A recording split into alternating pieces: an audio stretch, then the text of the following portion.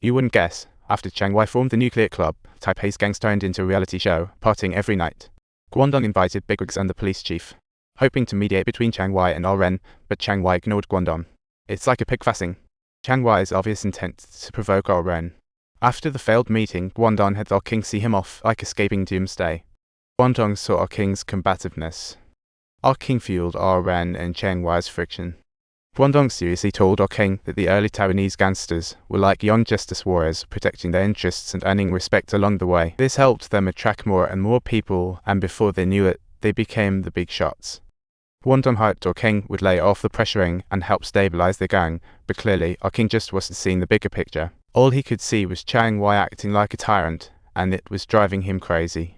If you don't want to do it, then don't. That's what he thought, as if kicking the ground would solve everything. Talk about a comet. He kept thinking about kicking, and yet not wanting to tread the ground. It's like he was in a tragic comedy.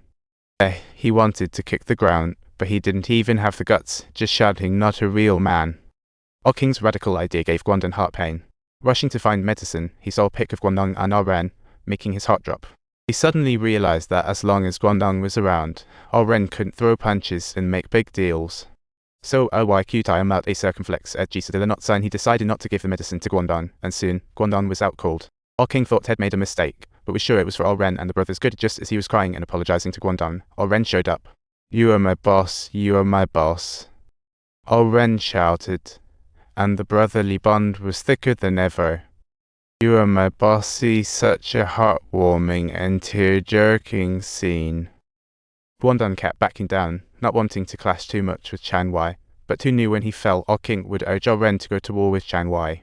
But Ren suddenly calmed down and distanced himself from King, and just then, Xiao Wu got into trouble again. Ren sent him to assassinate Chiang Wai, but it failed, and he fled inland. His hasty getaway caused him to leave his wife and kids behind in Taipei, weighing heavily on his mind. He felt that only if Chiang Wai was gone could he return in peace, so Xiao Wu, in despair, jumped into the sea. At Xiao Wu's funeral, Ren and King reunited, and facing the grieving widow and orphan, King finally felt how incredibly cruel violence truly is. "I found myself wondering why it was never you who had to pay the ultimate price, but always others instead. Why wasn't it you, King? You had promised King Ji that you'd bring him back as soon as possible. And now why did he come back like this?" Xiao Wu's death completely set off Ren. After a lot of thought, Ren decided to call back King to take charge and give the brothers a proper explanation. King was definitely combative, but he was unwaveringly loyal to the brothers.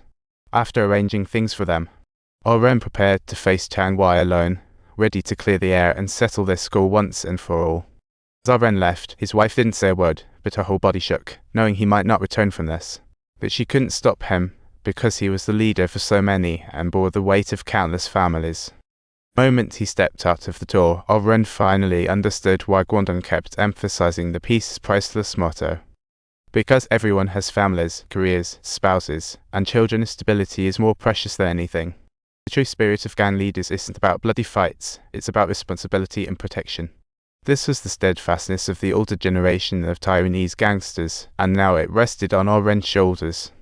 As he established Chiang Wai, Ren had already prepared a feast. It's how people bond for the first time over a meal. Saying goodbye can also happen over a meal. The significance of sharing food is everywhere. Both knew in their hearts that the time had come for a life and death showdown. "Do you recall the establishment we cherished the most? The boss wife, do you remember her?" As Chiang Wai indulged in his meal, it seemed as though his mind had wandered back to the past. "There was a cute girl, remember? Back then, I had nothing, and she was chasing me like crazy. And look at me now, I have everything, a complete family. That's just life. People always change. It feels like a ghost story. You know who I envy the most now? It's you. You don't even have to spend a dime. As for me, just look at me spending loads of cash and not a soul I can trust nearby.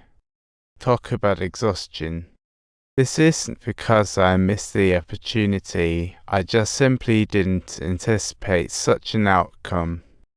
Let me just say this, Chang Wai didn't want to see the brothers in tears and left without a backward glance. But lo and behold, our king quickly brought the brothers to rescue our Ren, proving that brotherhood runs deep. This was more than a simple matter of interest, it was about life and death, a bond that couldn't be broken. 3 years ago when he entered, he predicted today's glory, and now he finally achieved his goal. He had practically taken over North City. The Alliance had completely taken control of Greater Taipei, and the Underground Order was now at their whims.